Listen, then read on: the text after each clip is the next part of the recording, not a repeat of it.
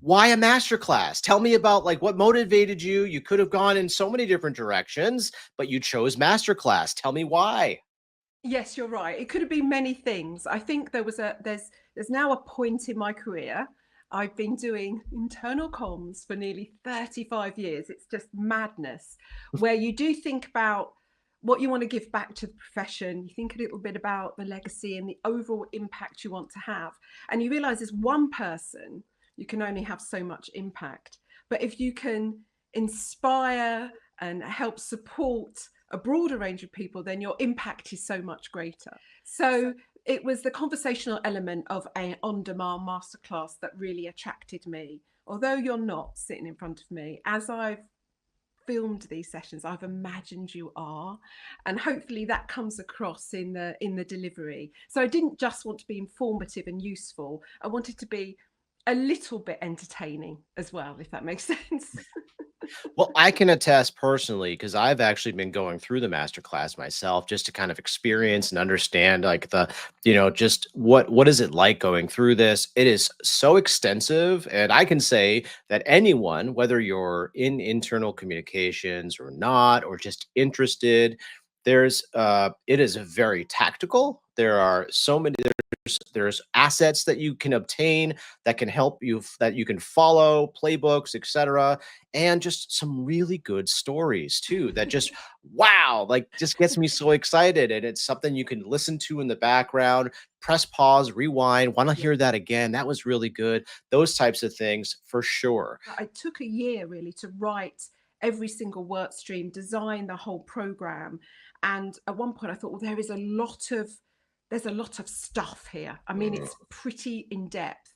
So that's why I chunked it into work streams, into very specific subjects, and then decided, well, it does work as a learning journey. You start with lifting the lid on communications and you end up with a work stream at the end. So it's a learning journey. But I also realized that some people might not want everything. So you can buy each work stream individually as Oh, well. So okay. that was the thought behind it. It works as one long learning journey. It's also very important to say, as an on-demand masterclass, you have it for life. So, you know, Right. that's important because I do realize there's a lot in it. And I didn't want people to have to feel they had to rush through.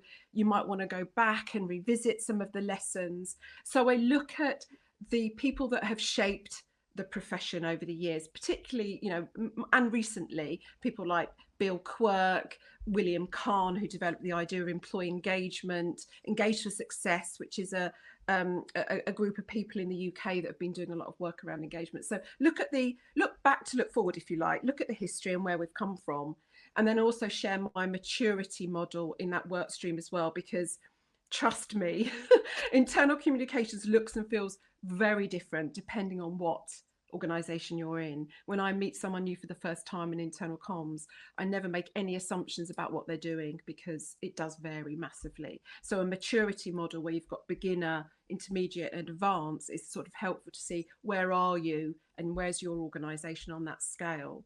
If there's one piece of advice my podcast guests have given more than any other to help people progress in their careers, it's develop your business acumen. Mm. So I've made that work stream too in this learning journey.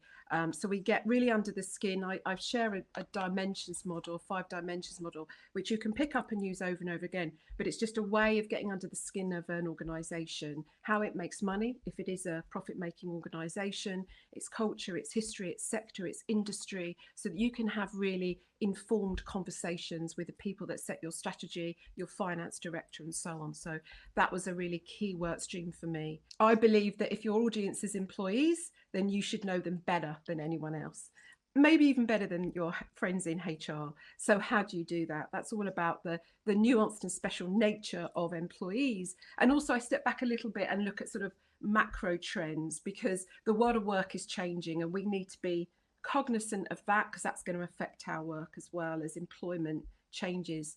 Lots of people's eyes glaze over when you talk about research and measurement. It's like, oh, do you have to? I'm passionate about research and measurement. And so with that work stream, and I say it up front, I don't just want to make you feel more confident when you're undertaking research and measurement. I want you to realize that it's one of the most exciting things and rewarding things that you can do. I also explain the difference between research and measurement because they're quite separate things and they often get conflated. And then we look at different research and measurement techniques, qualitative, quantitative, observational, and so on. That's incredibly practical too. So we talk about how to write a good question, how to write a good online survey, for example. Since the pandemic, oh my goodness me, channels have exploded inside organizations, but often not according to a plan. They've grown like Topsy. We need this here, we need that there, someone's turned this on. So how do you create a coherent ecosystem of channels that work together? And in that work stream also, I'm looking at diminishing noise, confusion, interruption. And I was very heavily influenced by Seth Godin's work around permission-based marketing. And I thought about permission-based internal comms and how we can how we can create comms that's anticipated and relevant and highly targeted. So that's all about channels, workstream 5. Content for me is where my heart lies. But how can we turbocharge our tails, if you like? And I talk about my 3 C's, which is character, craft, and courage. So I think there's just tips and hints to make your content really resonate with people, how to find the best stories, how to tell the best stories. Too often we're order takers, we're tacticians, we are not that strategic advisor. And to be that strategic advisor, we need a strategy.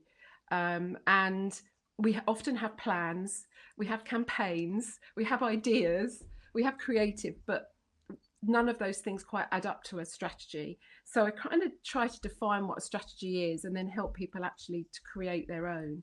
Defining your professional identity is really important. So what do you bring to the table that is unique to you? And there will be something, because no one has your background, has your brain, has your passions, has your unique relationships and network. So really defining your professional identity, I think so vital is the relationships we build within our organizations, within our networks, and more broadly. And how do we do that? And for me, they're built on generosity. You are giving because of the joy of giving and not to receive, and you start there. One of the things I talk about is feedback and how to get great feedback. There's a book behind me called Thanks for the Feedback by Sheila Heen.